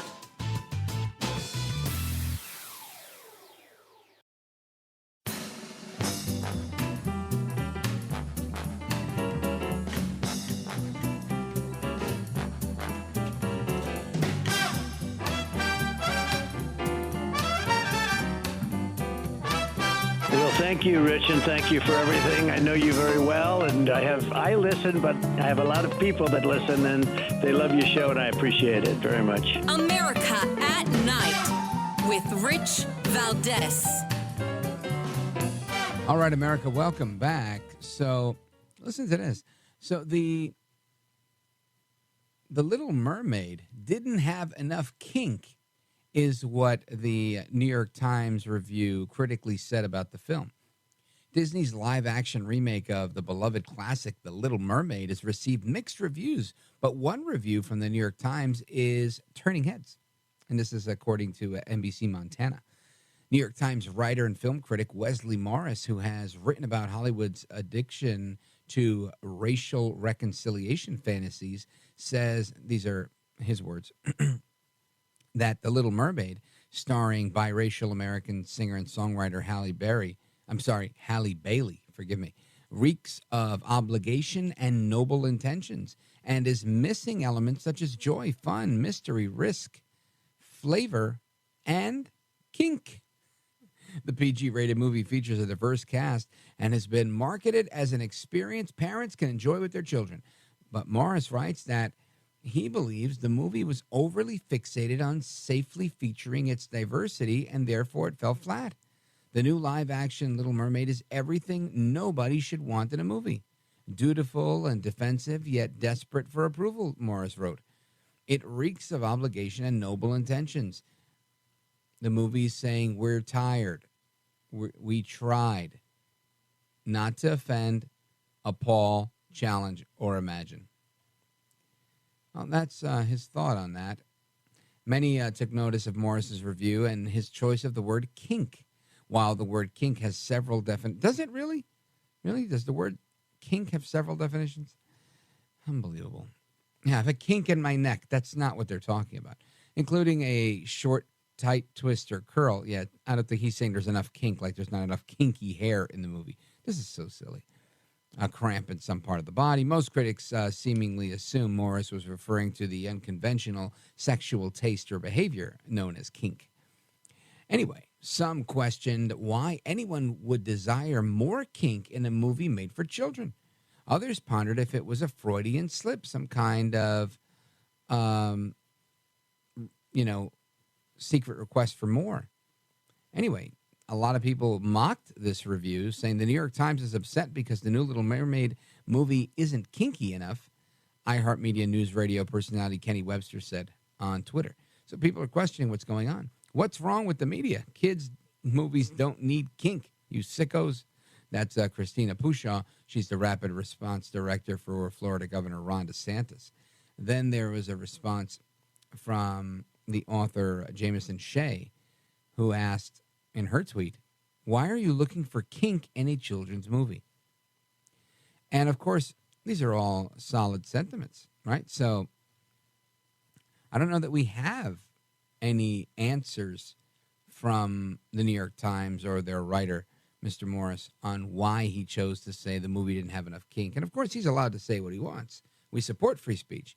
But it's just kind of weird, right, that we have this type of conversation here where we're saying there's not enough kink in a kid's movie. Let's go to Kim in Shields, Michigan, listening on KDKA Online. Kim, what do you think about this commentary about kink in children's movies? It sounds like the other side, the commie-crats, everything about them is kink or kinky. There's just like a circus sideshow, the whole team on the other side. But yes, lamentably, it sounds that way. Unfortunately, I feel like the folks, just some artsy, fartsy types that are typically on the left, they seem to think that there's some sort of need for a sexual revolution amongst children.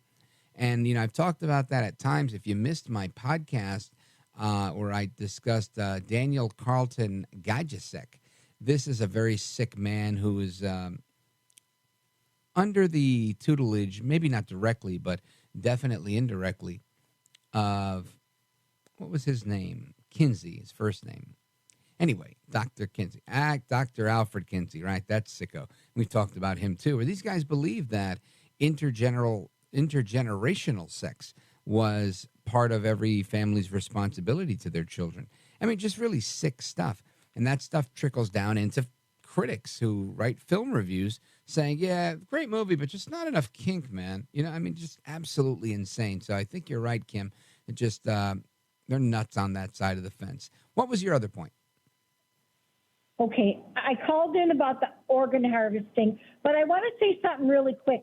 If you're going to take Gil out for fancy beers, if I ever get to New York, I prefer steak and seafood at an expensive restaurant. Well, I'm happy to allow you to take me to a fancy restaurant in New York City. I'm just going to warn you, they're pricey. And city's a little but we'll definitely do it. If you're in the city, I'd love to meet you too. Matter of fact, one of these days, maybe we'll do like a listener thing, and maybe if a few people can show up, we'll do something. But yeah, sounds good to me. I like fancy seafood. Anyway, I know that there are more comments on the way, and I want to invite you to give us a call regarding those comments. 833-482-5337, 833-4-VALDEZ is our phone number. Now, I wanted to go back to something that I'd mentioned a little bit earlier, which was my thoughts on the deal, right? The debt ceiling deal, the vote that has finally come through in an overwhelming way, honestly. And former House Speaker Newt Gingrich was on the Fox News channel yesterday, and he had some comments on the debt ceiling saying, look, it's a game of chess, not checkers, and McCarthy shifted power away from the White House. I don't know if I'm sold on that idea. I think I don't like this deal, but I'm not dumb enough to say I'd prefer no deal to this deal. And I don't live in fantasy land where I'm just going to be mad all the time because I didn't get the deal I wanted, right? You got to take the win that comes your way sometimes. But listen to Newt Gingrich last night. This is chess. This is not checkers. It's not tic-tac-toe. And you've got to think through not just one step, but 5, 6, or 8, or 10 steps.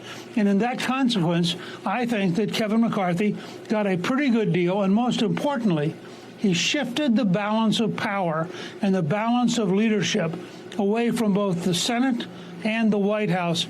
And that is, frankly, a historic experience comparable to what we did in 1995. So Gingrich says that this is a move in the right direction, and he took power away from the White House. I would presume that that's true in so much as the little bit of power that they've taken away.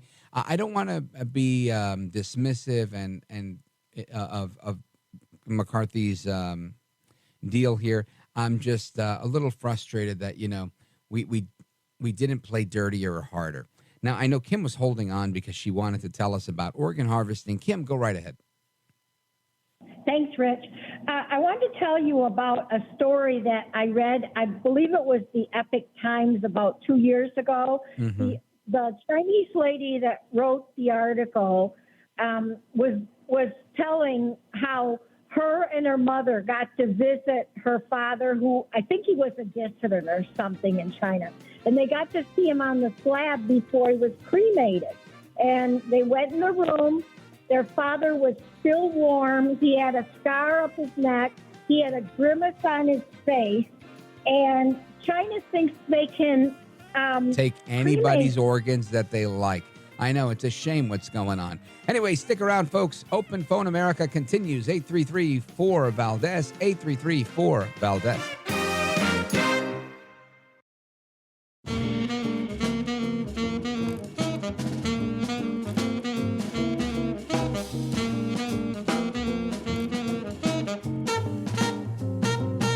Call now, 833-4-VALDEZ. That's 833-482-5337. 833-4-VALDEZ. That's Valdez with an S.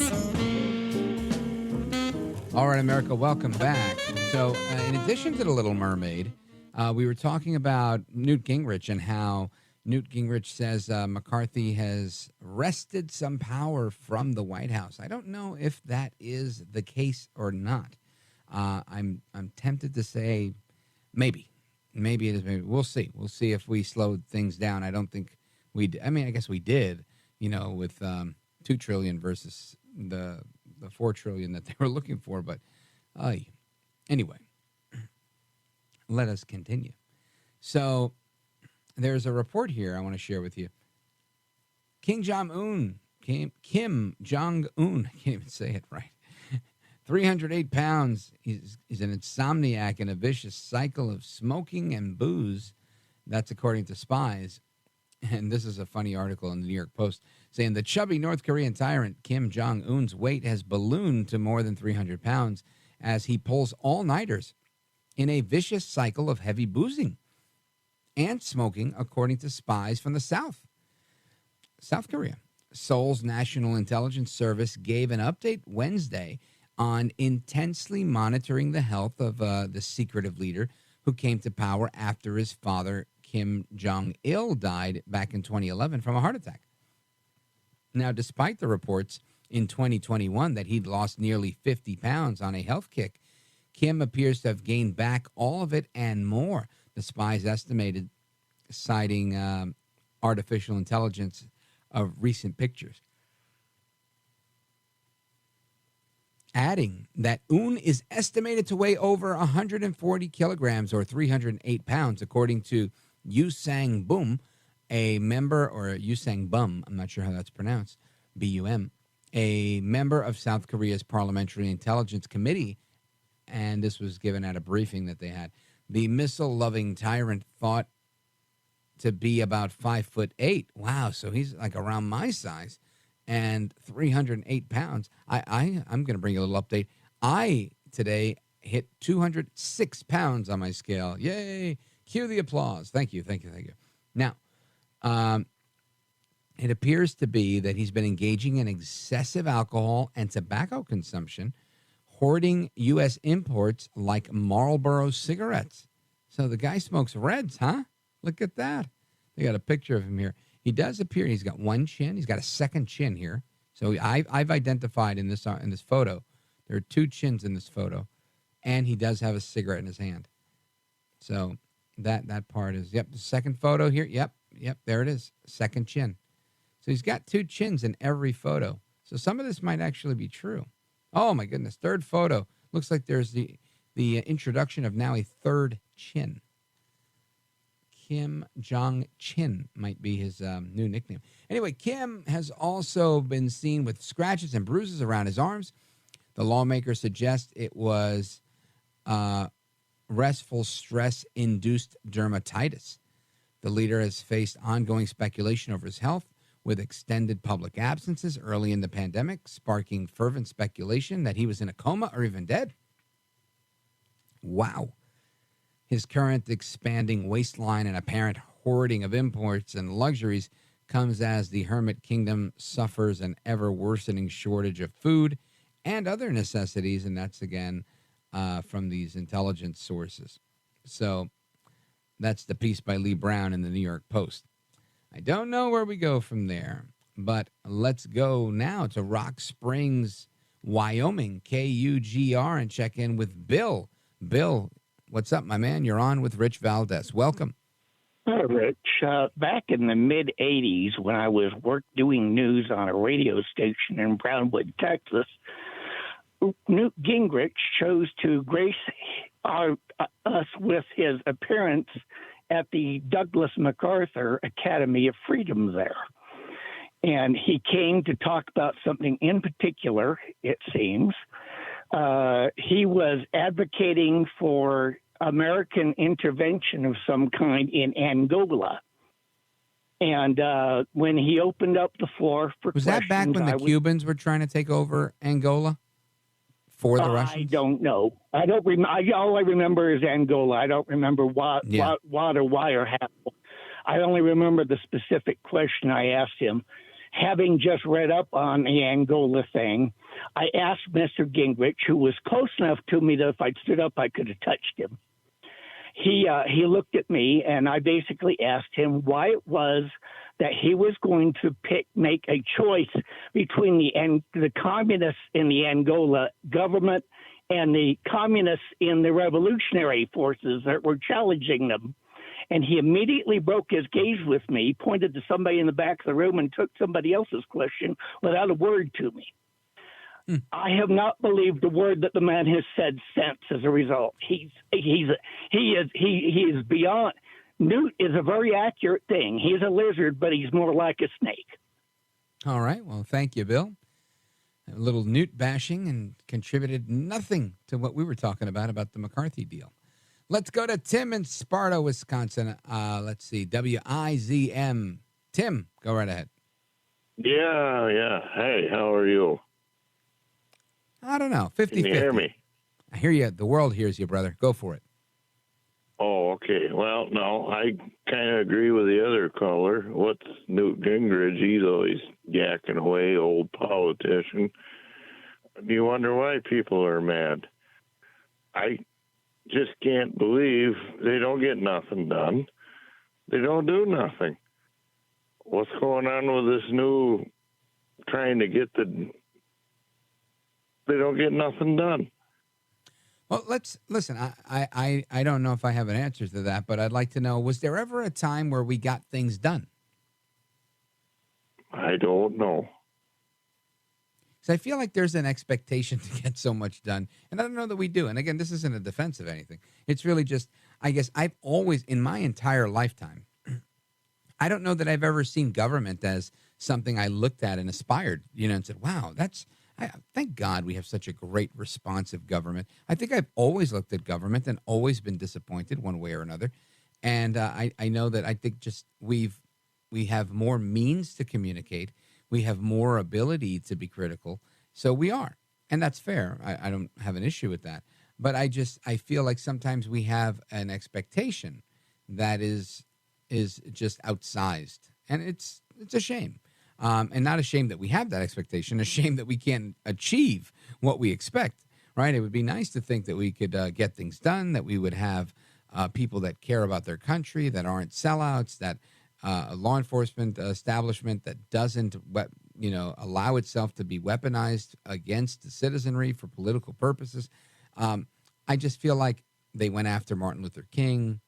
They've gone after a lot of people, the FBI. It seems we didn't know it back then, so it was hunky dory.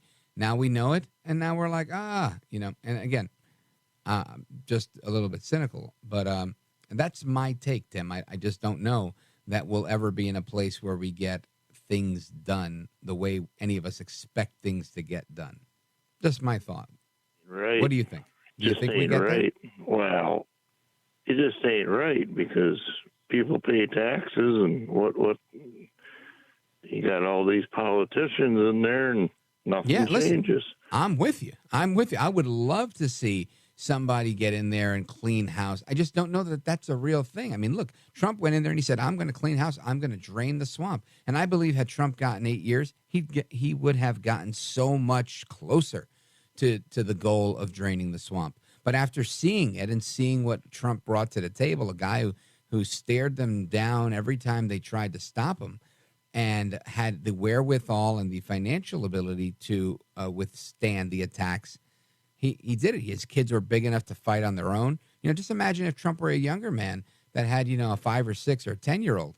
It would be difficult. And I know he had Barron, who was, probably 14, 15 at the time he got in, whatever it was. But the younger your kids, the more of a vulnerable position you're in, because you're like, man, I got little kids. I've got, my wife's doing this and that. Our family's young. That puts you in a vulnerable spot. And I just can't imagine how anyone that's in a position like that would be able to fight like Trump had to, because I think anybody who gets that job is going to fight like that, because they're going to come after you. They're going to come after your children. They're going to come after everything that you've got and who you are, just to continue doing what they do, which is, robbing and stealing and not doing things. So, yeah, I'm with you, Tim. I'm frustrated and it's upsetting. And I think the only way we make that change is if we ourselves become that change, right? Little Gandhi reference there. Thank you, Tim, in Sparta, Wisconsin on WIZM. Big shout out to everybody listening from there. We're going to continue to Cleveland, Ohio. When we come back, I'm Rich Valdez. This is America at Night with Rich Valdez. Call now, 833-4VALDEZ. That's 833-482-5337. 833-4VALDEZ. That's Valdez with an S.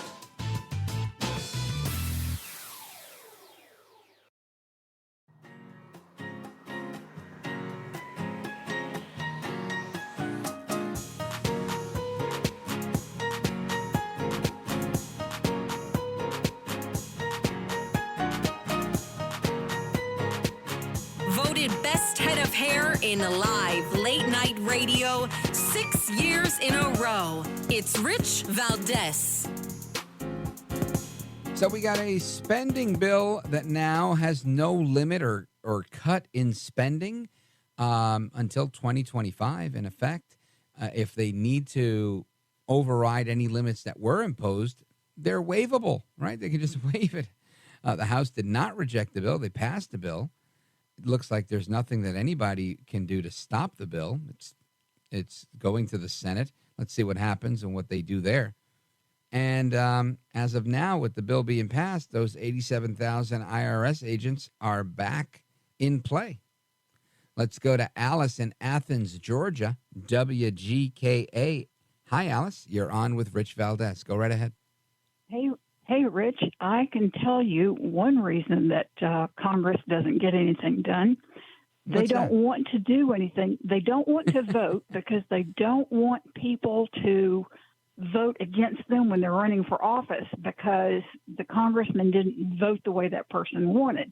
By definition, when you vote on something, you make half the people mad. And so they've learned that the fewer votes they cast, the less their opposition and the other party has to sling at them. I've heard them say it. It's a sad truth, but you're 100% right. Politicians are unlike others that thrive on the public, even like a guy like me, right? I love talking with the public. I love it that you called the show. But I'm not going to change what I'm saying to make you happy. There's a bunch of people that call here and try to rip me a new one because they don't like what I'm saying, and that's fine. And politicians need to have a little bit more spine or backbone that way on both sides, where they're able to stand up to their constituents and say, look, no, we're not doing that. We're doing this because this is what's right. And when they do this little dance, they don't. Now, again, credit to all of those that did. And at the top of the program tonight, I read off the names of 71 members of Congress in the House that voted against this thing. And kudos to them. And again, I don't want to make it a black and white thing like, look, I'm either what like they did. But I understand the stand they took. And I understand that, everybody's situation in their district is different, and that is the nature of politics. You're right. It's the nature of the beast. They have to pick and choose when they're going to tick off half of their constituency or what have you, depending on the district they're from. So, Alice, I think you raise a really good point. Now, let me ask you. It was like almost 80 degrees in New York today. What was the weather like in Athens, Georgia? It was warm here. By 4 o'clock, it was around 81 degrees. It was it got toasty, maybe even up so to not 83. Too far off. 83 is a little, I think we got to like 79, 80-ish. But I'm always wondering. I love the South. I want to relocate to the South. I'm thinking Florida's the place for me. But I love all these states. I spent some time in Atlanta. I really enjoyed it there. Spent some time in North Carolina. Loved it there. Plus, amazing barbecue that they season it with vinegar. It's fantastic, Alice. If you haven't tried it, please do. But thank you for your call. You're a darling individual. Thanks for staying up late with us, Alice. Hope you'll call back again soon. Alice in Athens, Georgia. Let us continue. Let's go to Steve. Steve's in Cleveland, Ohio, WEOL. Steve, go right ahead. Rich, you are labeled easy listening of the night. How are you? Thank you, sir. I am wonderful. Go for it, my man. You right before last caller, I can't say stole my thunder, but probably set a nice path for me. There is no cap on this till 2025. So if Trump does get in, which I hope he does, is anybody in Washington, do they know how to spell negotiation, or is it just appropriation? I mean, they are beyond. Anna Paulina Luna, she's about 34. She was on somebody's show. His first name's Steve. I'll leave it on there. But from what I understand, it's a studio and a house not too far from 1600 Pennsylvania Avenue. But they open the doors on a lot of – this bill is nothing. I mean, it does more – you take $1 billion off $80 billion for 87,000 IRS agents. I mean, here, figure that out real quick. 87, we'll just say 85,000. You have 50 states, so you have 3,250 counties, if I am mistaken. So 85,000, you have 3,200, you have 32,000. So when you take all the zeros, what do you get, like a couple thousand IRS agents for every state or for every county or something like that? I mean, and that's just the beginning of it, Steve. I mean, right. And you've also got all of the COVID spending that goes along with that, where they're continuing to do what they have been doing and perpetuating all of this farce. And again, and by the farce, I mean saying that, we needed X, Y, and Z in order to fix COVID. And these X, Y's, and Z's have nothing to do with COVID to begin with. So that stuff is all going to continue. Billions and billions of dollars in COVID spending, that'll happen, I think, to the tune of whatever it was, $2 trillion, right? Unbelievable. Steve, I want to thank you for the call. Cleveland, Ohio, WEOL. I always appreciate speaking with you, my brother. There's more to come straight ahead. We're going to go to another part of Ohio when we come back. Don't go anywhere. This is America at Night with Rich Valdez.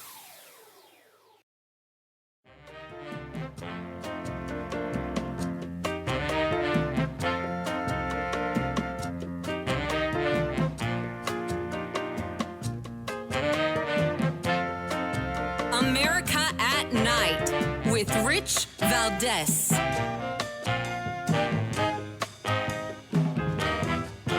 All right, now, something that our good friend in Cleveland mentioned was that he was listening to Representative Anna Paulina Luna, who's a great congresswoman from Florida, and she actually did her first radio interview the night that she won election to the House of Representatives right here on this program. You can always check that out at Rich Valdez, AmericaAtNight.com if you want to hear the interview that she did with us.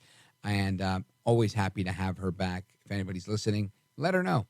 And I want to continue and wrap up with the short time that we have left with our buddy Paul from Zanesville, Ohio, WHIZ. The middle of the country is jumping tonight. Paul, what's going on, my man? Hey, good evening, Rich. Yeah, you had a call screener one time, Kathy Johnson, that told me to slow down a little bit because I get excited. So I'll take that advice.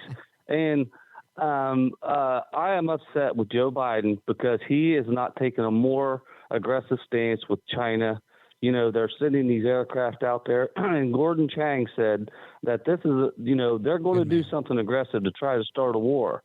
And I think that Biden has to come on, give us a press release, let us know about China and what they're up to, because I think that they are our worst enemy right now. They're trying to infiltrate us in any way they can, and we need a president like Trump, who knows what's going on, and to take an aggressive stance towards China, because they're communists. And my grandfather always said, watch them commie bastards. Sorry for that word, Rick. Your grandfather is a smart man. Paul, you're a patriot. I love that. God bless you. Thanks for the call, my man, and everybody listening in Ohio. Folks, that music means it's time for me to wrap, so I say hasta la próxima. Until the next time, take care, good night, and God bless. I am Rich Valdez. We're going to do this again tomorrow. Until then, keep it locked on this station. Don't go anywhere.